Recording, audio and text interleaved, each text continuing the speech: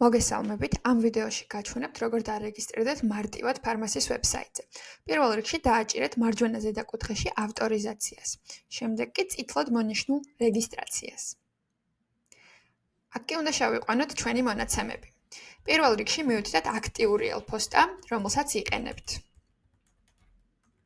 შემდეგ დააყენეთ სასურველი პაროლი. მივუთითეთ თქვენი სახელიც, ასევე გვარი, პირადი ნომერი და დაბადების თარიღი.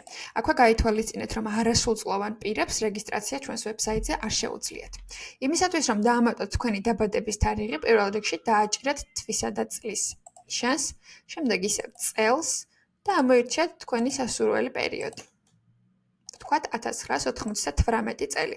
შემდეგ ირჩევთ თვეს, ვთქვათ თებერვალი და რიცხვი 11. თქვენი დაბადების თარიღი ისე დაფიქსირდება. მივუთითეთ თქვენი მისამართი.